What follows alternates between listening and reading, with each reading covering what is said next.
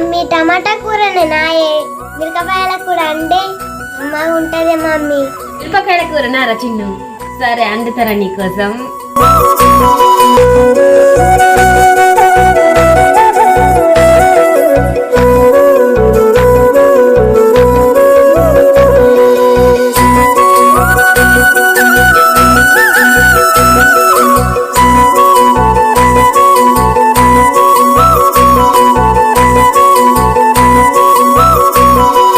Mummy కూర అయింది, ఆకలి అవుతుంది.